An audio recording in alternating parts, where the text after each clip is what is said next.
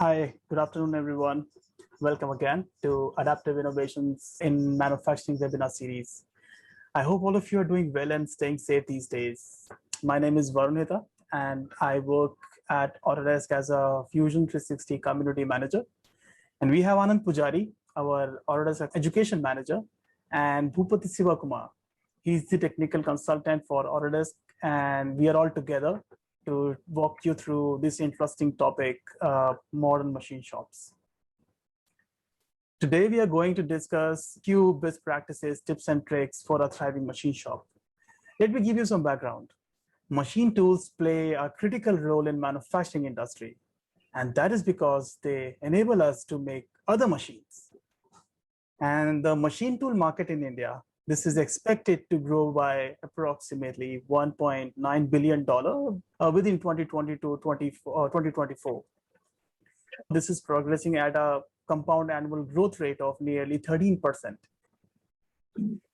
So this market is driven by the rising industrial automation these days.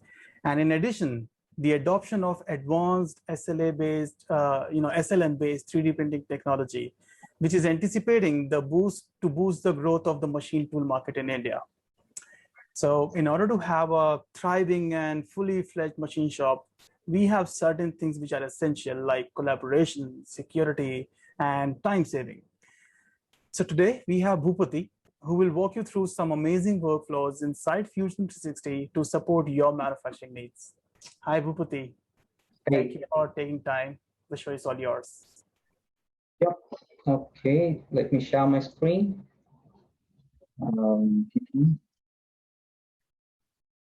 Okay, hope you can see my screen, right?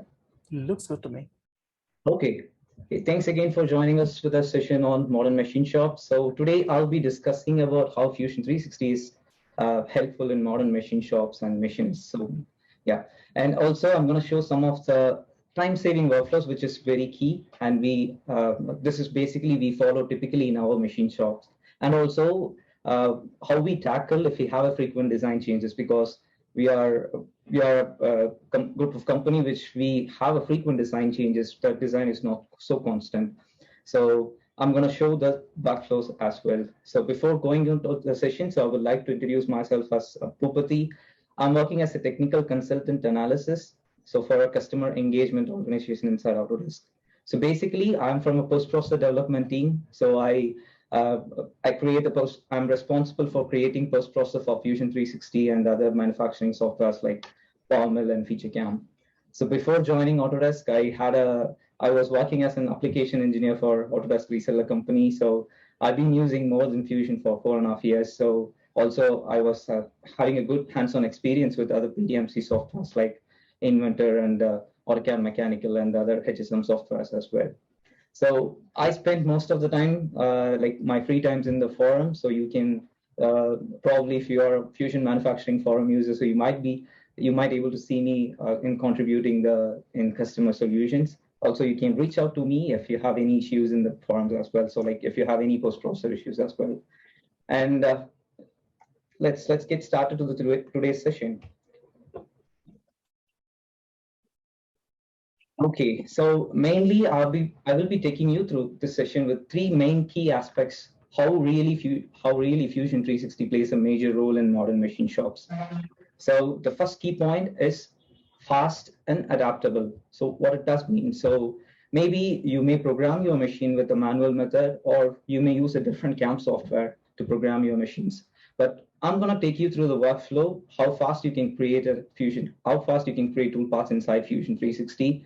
And this workflow can be easily adaptable, and you can ease the time of process, and you can really improve the toolpath creation time. And the second process is integrated. Integrated means, as you all may know, Fusion 360 is a CAD/CAM integrated software. So I'm going to show the same workflow, how the CAD is, if we have a frequent design change, how we tackle those things inside the Fusion 360. And the third main key aspect is powerful and scalability. So how Fusion 360 is powerful with his toolpaths or advanced manufacturing techniques. So say example, if we have a few manufacturing extensions as well, and how easily you can scale your workability inside your machine shop. So these are the key aspects I'm going to talk about with this my workflow. And I don't have much slides, so directly I will jump onto this Fusion. So this is the last slide of mine. So I think you can see my Fusion screen, I believe now. Yeah, it looks good. But I can see your entire desktop. You want to switch over to just Fusion? Sorry? I can see the entire desktop. Okay, let me share again the screen of Fusion. Okay, all good now? Yeah, perfect.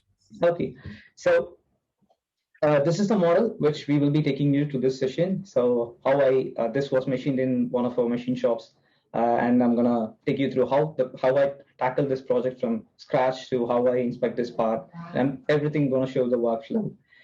So before showing this one, I would like to show you this. So because the Fusion 360 has a large work holding devices tool libraries, which is inbuilt inside the Fusion. So we have a good relationship with the machine tool builders. So there we are constantly improving our work holding devices like tool libraries, tools. We are constantly updating those libraries inside Fusion 360 as well. So in my machine, so I mounted one of this Langwise. So this is the standard Langwise which we mounted inside my machine. So what really differs from the normal CAD model? So why this is different? So this Langwise is basically a parametrically defined model. So which is basically, if I say my stock size is 100 by 100, so when I update the model with 100 by 100, so automatically my stock size is resets, and this is how exactly it looks inside my machine. So there are key advantages using this the stocks or fixtures you are going to use for this machining, because when I say I want to machine this product, so for example, this is the part which I will be machining. Let me give a second. Okay, so what I typically do is, this is the part which I want to machine. So just drag and drop into the vise, which is a typical vise which I regularly use. When I import this model, so I get to directly know whether the stock size is enough or not. Clearly, it is saying that the stock size is not enough. So don't worry about it. So typically, I don't break this link, because whenever there is a design change comes, so it will automatically get updated. But for this demonstration, I'm just breaking this link. And if I go into the parameters, I know my stock size, which is set up on my machine, which is 140 cross 90. So this is my stock size. So if I set the stock size, you can clearly see that whether this model can be machined with this stock or not. So of course you can able to machine this one. So no. And what I typically do is I will just move this body a little bit, say a little bit top, so that it can be, the really top material removal will be less, and I will leave the bottom stock more. So not only that, so why I'm insisting to use these kind of vices, because we created some of the templates. So I don't need to set up inside. So typically I don't do the setups again, because most of my vices, my fixtures which I'm using, I already have a predefined kind of setups. What it does is, so it has a probe operation here. So because my machine is supported with probings, so it can do automatically, it will update my G54, G55 offsets if you want to update.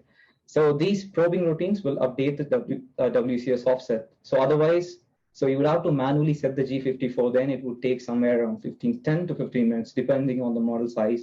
And if you want to perfectly align it, it would be very tedious process. So what I will typically do is I will just go and edit the setup and say what model which I will be machining here. So in this case, I'm going to machine the particular body, which is basically wheel hub mold, and I have several different bodies. So I particularly want to machine this wheel hub. That's it. So I don't need to worry about my stock size, my Z orientation. Everything will be presetted automatically. That's it. So I just hit Control G. The toolpath will automatically update it. And you can see here, if I simulate this, my probe routines are already been set up. So if I send it to this machine, so there is also an advantage if I use this probe. So it also tells me if the material is wrongly loaded, if my machinist loads a wrong size of a ballet, then I will get a message like the size of the ballet is wrong. So these are key points which when I really face when we want to be a machinist in the modern machine shop. These are all key aspects.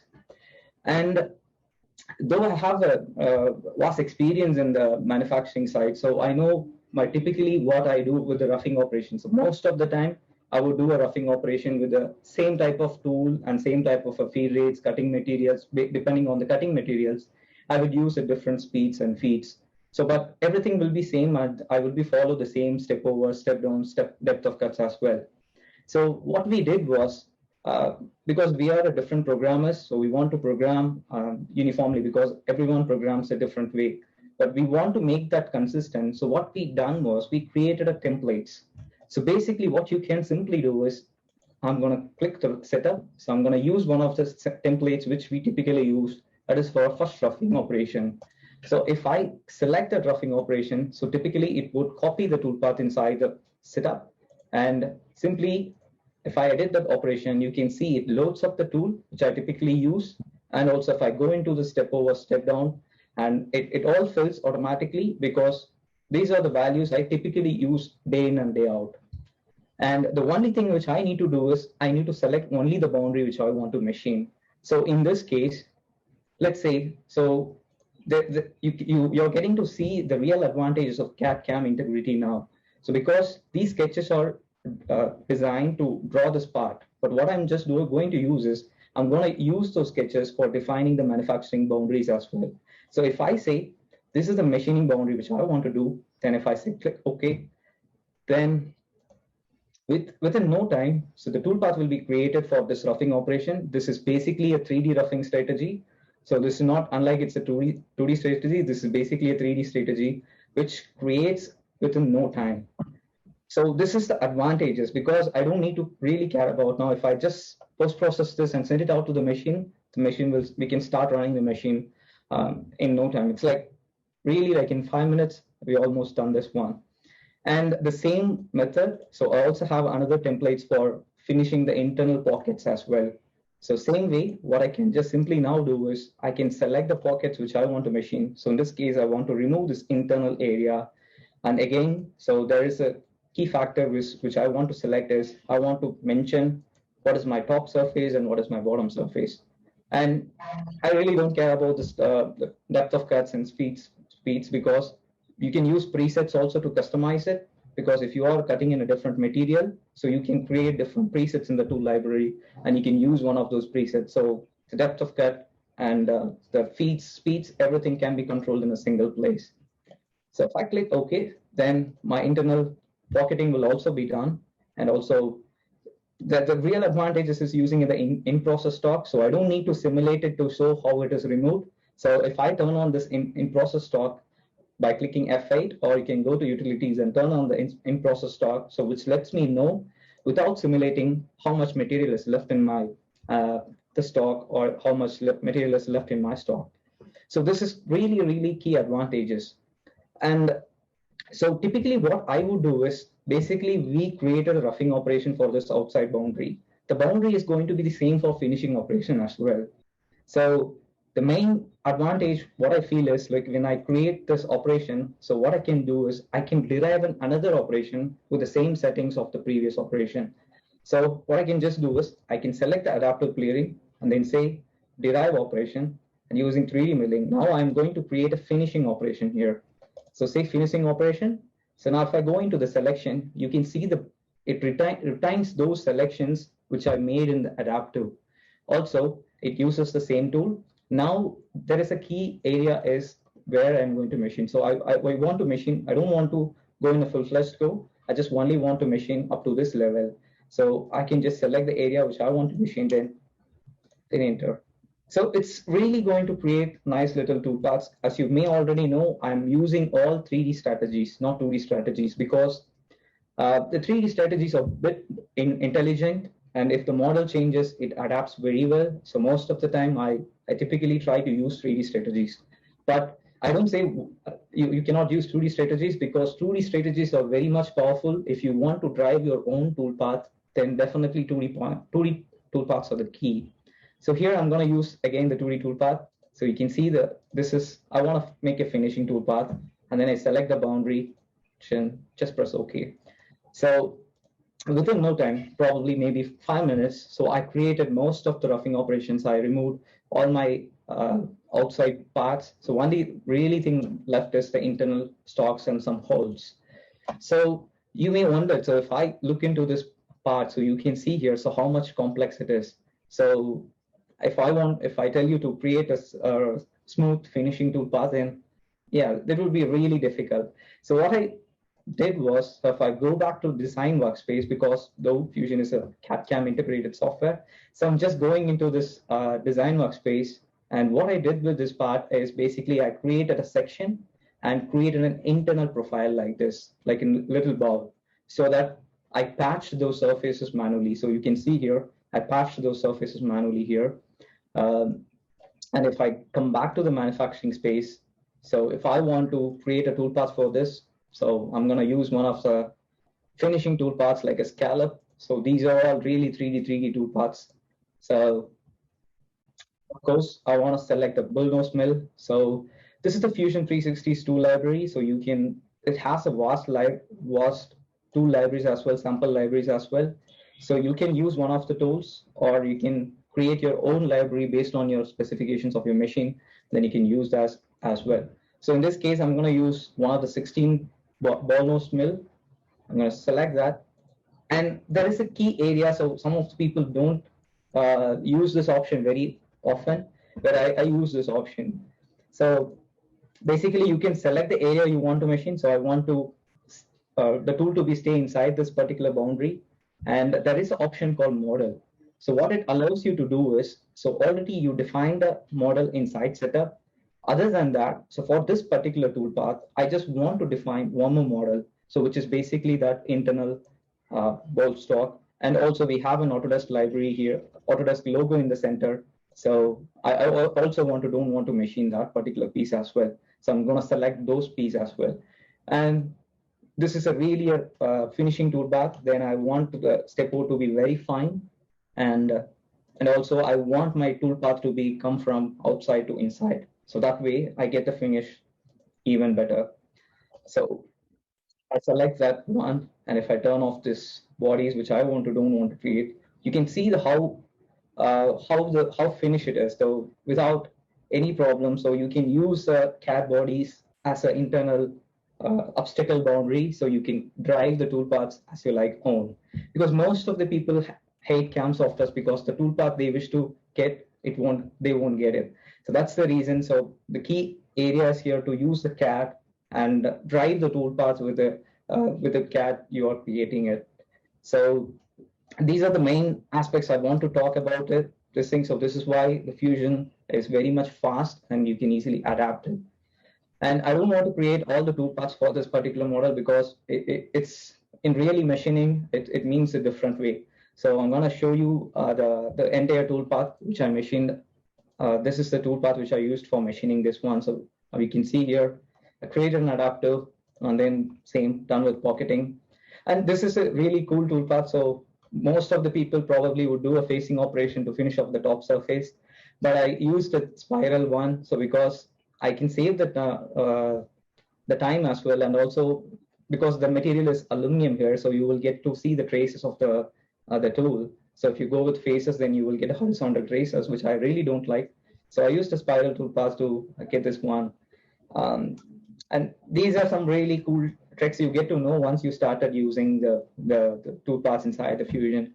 And same like way, I finished the finishing operation, and then I did the internal finishing as well, and then some contouring out to finish out those rest materials in that internal pocket. And then I'm started to finish my Autodesk logo. It took me a long time to finish that because it's just a little logo, but I want some very much detailing in that. So you can see here. So once I did with the finish, so I with my holes, I did some tappings and chip bakings and also reaming operations as well. Once I done with the setup, what I did was I flipped the setup and then I used the rest material. So what I did was I used this as a previous stock material, and then I machined the really remaining part of it with the same strategy which I typically use, like scallop, spiral, all those things. Because why I used the scallop often is because it has a radius, outside radius of it. So I don't I need a very fine finish because you cannot use a outside radius mill, so you can use that as well. But I want to finish it off with some scallop toolpaths, so it really gives me a good finish. So this is how I finally finished my job, so in a single go.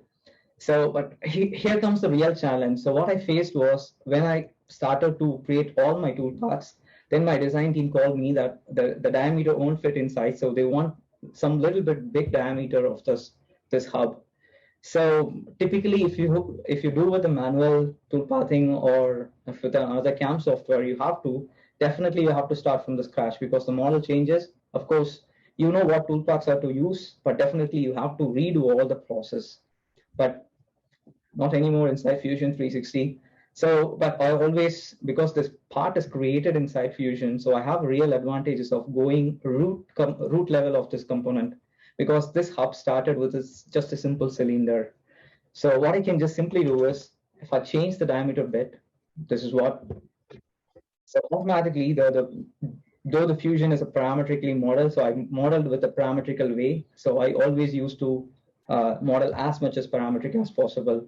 So now the design updated with the new diameter. Also, they said like they want the whole pushback because it's really at the edge. So this was created with some sketch, I believe. Yeah.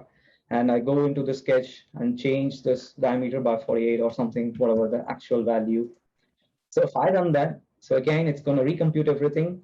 You can see the tree, how much big it is, but it really doesn't care. So within a minute, so I get the latest model, which is given by the data design team. So it could be anything. So if you are using a different CAD version as well, so if the design updates automatically, you will get the notification it updated. But I just wanted to show the workflow.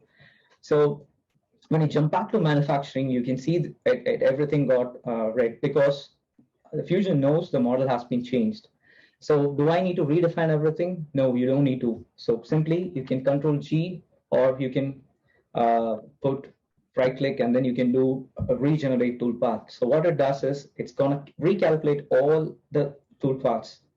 So you can just sit back and get a cup of coffee and then just again post-process it. So this is really, sometimes it's good, but sometimes if you are driving with the 2D toolpaths, what happens is sometimes if you delete those curves, then obviously you need to reselect those curves. But here, most of my strategies are 3D strategies. So I can just really sit back and enjoy watching the regeneration of toolpaths. So yeah, of course, it's going to take some time because 3D toolpaths calculate, because I did some restruffings as well.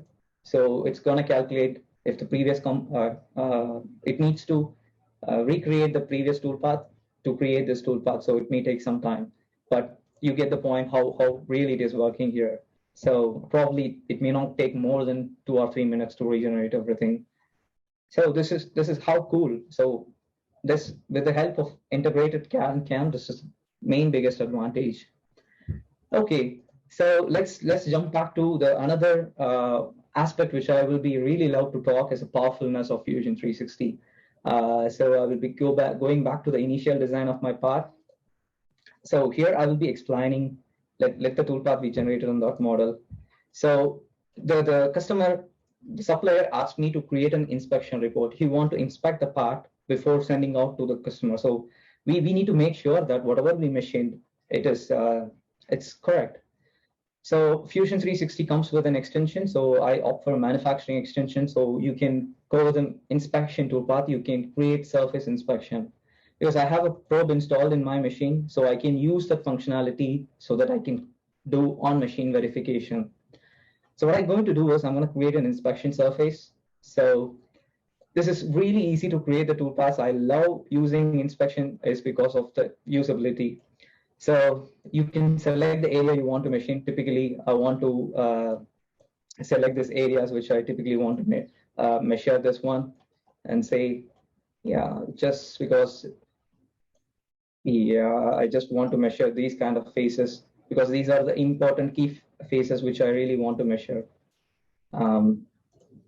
Yeah, let's create some more toolpaths. So you can create n number of points. It doesn't matter, because these points are with respect to the surface normal. So if you adjust those points, you can see it behaves with the surface normal. And I can give my tolerance level because I want this is not much a complex job, so I give it as a 0.1 as my tolerance. So when I created this one, so what I did was I send this toolpath to my machine. So once the machining is done, so I'm going to create an NC program, and I'm going to send this to my machine, which is basically, I really don't have my machine at my shop, so otherwise I would have shown that. So typically I would send this one. Basically, I send this toolpath to the machine. So the machine will run this toolpath, and then the machine will give me a result file, which basically are the measured points, the actual measured points by the machine. Then what I can just simply do is later I can import those results files into Fusion. Like simply, this is the result file which I generated, and I click OK. Now I can see here, there are a lot of green dots over here.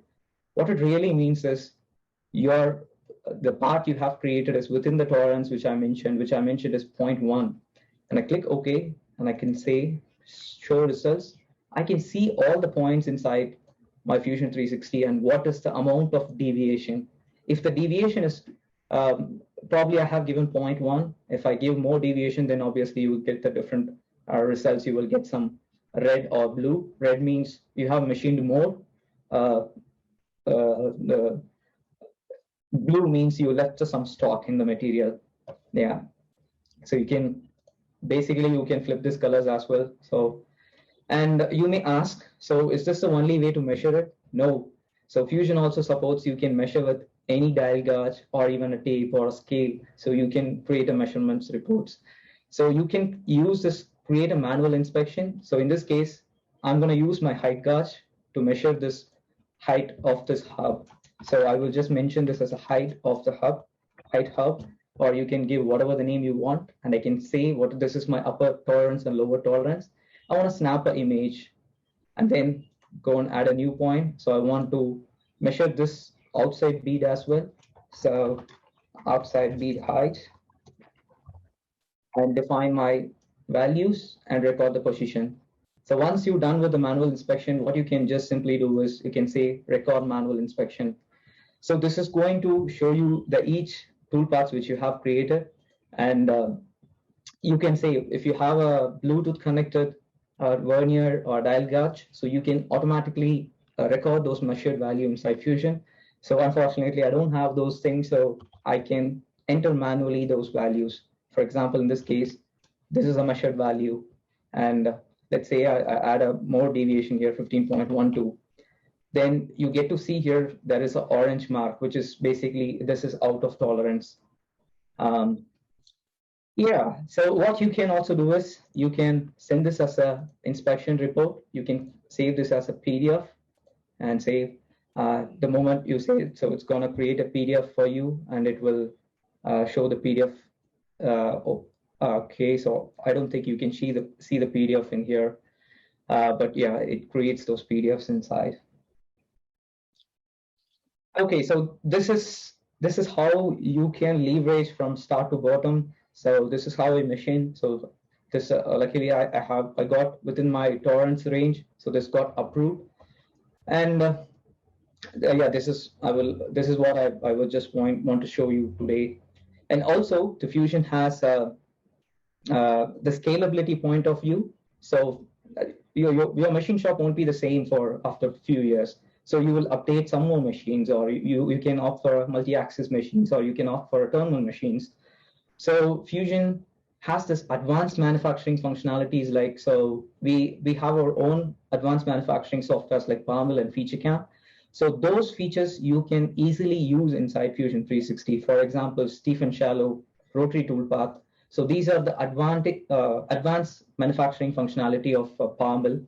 So you can utilize by opting a manufacturing extensions, so you can use those functionalities as well. And also native Fusion 360 supports for turn mill and mill turn stuffs. So who knows, maybe I can add turn mill machines or mill turn machines later on. But you don't need to worry about looking for another CAM software. So within Fusion itself, so you can use for turn mill purpose as well.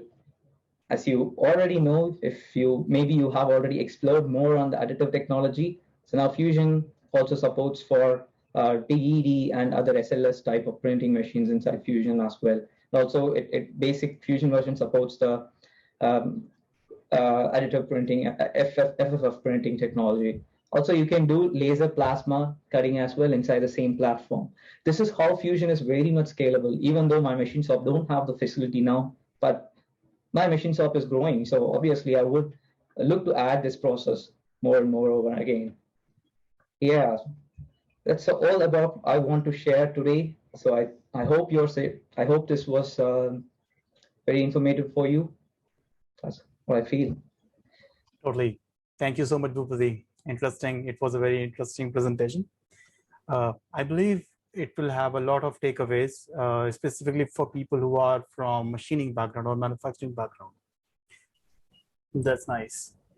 All right, so let's move ahead. And next Tuesday, we have another webinar, Prototype to Production. And this webinar will encircle around electronic design. But this time we'll have my colleague, Richard, who will be reporting from Europe to take up this session in India. So feel free to join. In this, we'll take you through the complete design and manufacturing process from initial prototyping to generating files for our production job. We'll be talking about the Fusion 360 electronic workspace, talking about circuit boards and 3D previews, which allows you to natively export, import the electronic CAD and mechanical CAD data without exchanging any file formats. I'm sure it's going to be an exciting session. So I thank all the participants and all the panelists for being here with us. Thanks, Bhupati, and thanks, Anand. Yeah, thanks, Varun. Thank you all. Bye. Wonderful presentation. Bye, everyone. Have a good day, everyone. Bye. I'll see you next week. Bye-bye.